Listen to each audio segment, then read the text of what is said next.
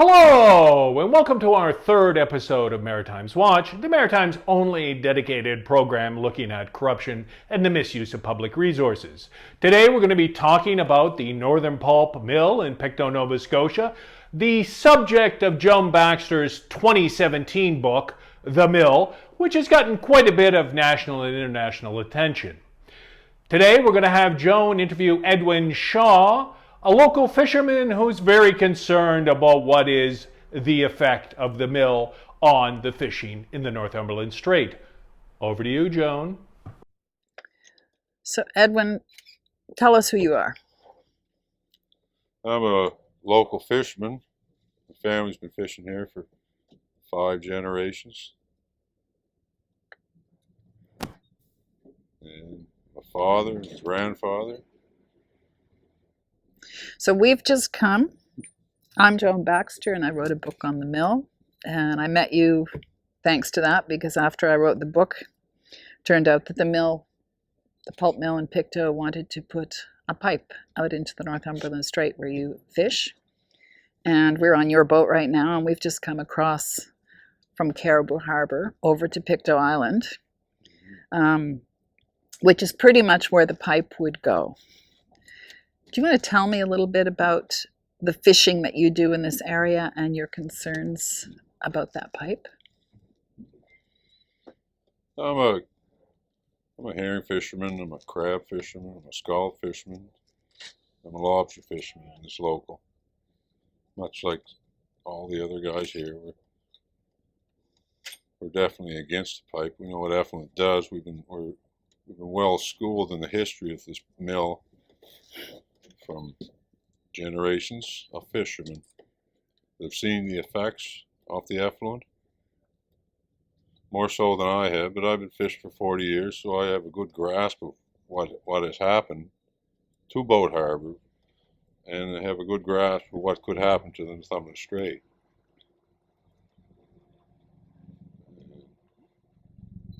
Have you been into Boat Harbour, which is where the effluent currently flows and settles for about a month before it comes, or 20 days or so before it goes out into the strait? Have you been in there?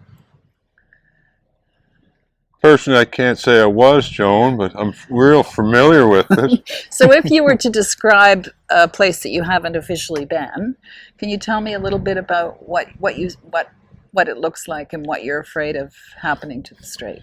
It's a 340-acre body of water that has been toxified with bleaching compounds for decades.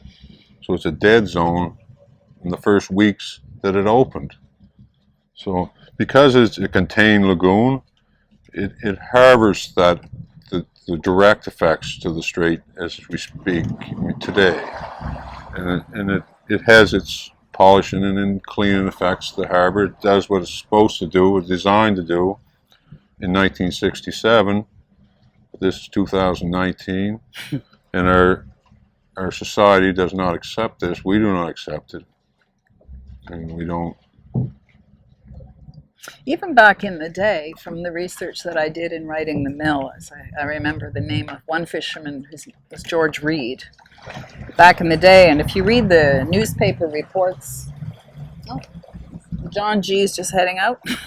If you read the newspaper reports from those days, you'll hear that George Reed, who was a lobster fisherman over there, which is close to where the Boat Harbour outlet, was complaining to the politicians back in the 1960s about what that effluent was doing to the lobster catch. And the fishermen they fought tooth and nail in the 1970s. And at least get aeration put in and the settling ponds put in so that the effluent wasn't going directly into the Northumberland Strait.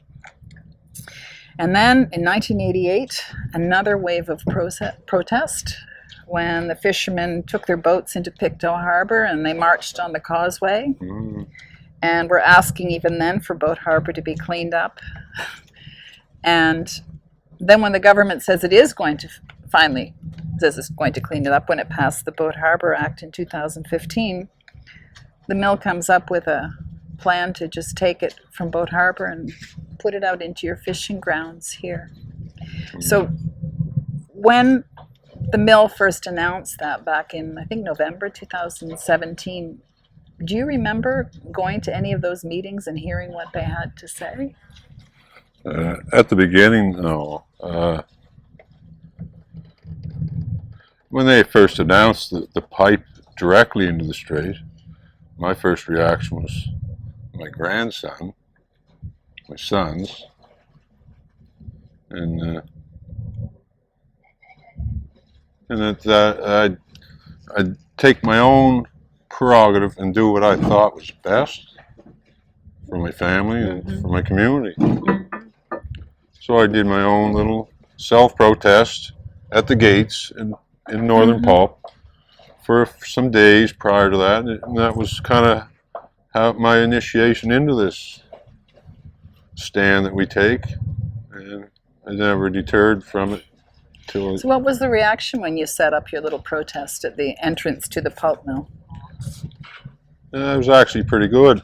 One of the truckers that come out, and I thought it would be confrontational, and he come across the road where I was standing with my sign and my traps and my gear and my nets.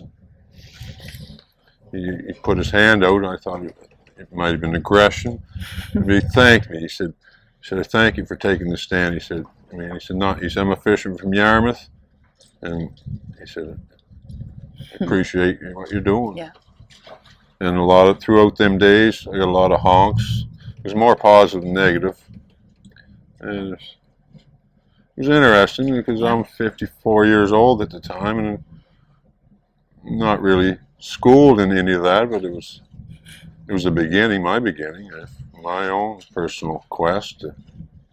So the fishermen of certainly the Northumberland Fishermen's Association, I mean, they're not known for being kind of environmental activists in the past, but the rallying that I've seen since 2017 of the Fishermen's Association, with a lot of allies in the Pictou Landing First Nation, New Brunswick, Prince Edward Island, has been quite a remarkable unification of people around a cause. Yeah, it has joined us in solidarity for sure. As a fisherman, we're always proactive in our engagement in fisheries, from our practices to our, our conservation practice, and with our gear. We sustain well, and we have good measures in place for sustainable fisheries. Maybe not the best, but we try. We're always engaged in that. Except for now, we're not really engaged in our industry. We're engaged in a protest. But overall, we're always proactive in sustainable practices, and that's abundant throughout the fishery, from what I see. Last year, just about a year and a couple weeks ago, there was a massive land and sea rally in Pictou to protest the pipe that would take the effluent out into the Northumberland Strait. Can you tell us a little bit about that day, what that felt like? It was a real honor for our community, for us, for First Nations. It was a unification, in a sense. It was a real longing to do something right, and that's still adamant. That's not about to change, however the outcome may be. When they first proposed this thing, the alternative effluent treatment and disposal facility for this pulp mill, that's a bleached kraft pulp mill that's been running now for 52 years and counting, they were going to take it out through Pictou Harbour and dispose of it just outside Pictou Harbour into the Northumberland Strait. Then last summer they announced that wouldn't work. Pictou Harbour was too shallow. There was a boat wreck there. So then they came up with this other scheme that would take it from the pulp mill across the causeway. I think the total is 14.1 kilometers. Through Pictou watersheds. Through the across Pictou watershed and the ditch of a highway. Yeah. Out to Caribou Harbour, which is where we've just left from today, which is like 70 people fish out of Caribou Harbour. 70. And then about 4 kilometers out here into the strait. So we must have crossed over the point where they would be releasing up to 85 million liters of warm effluent every day. In shallow water, mind you. It's a shallow water. So when they were surveying that site, what was the reaction of the fishermen when the Northern Pulp hired a survey boat to go out there and look at that area? Well, at the time, yeah, we were like anybody, defensive. I mean, when they're trying to introduce something like that into a natural environment, you put your guard up, and we united and we took our stand. I don't think we weren't overboard. We weren't aggressive. We just made a front. And the media may have brought it a little further than what it actually was, but it wasn't an aggressive. Mm-hmm. But they took you to court. Yeah, for sure. Somebody has to be the bully. So we had to be the bully that day, and we stood up for ourselves. So the latest is, as we know, that Northern Pulp submitted their environmental papers and for an assessment, and the Minister of Environment had to give an answer in March.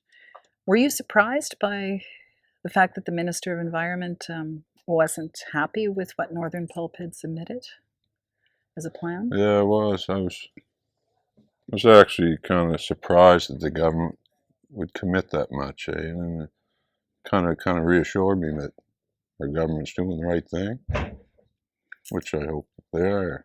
Well, Northern Pulp says that they're going to have their focus report study, which the government demanded that they produce, by sometime in September.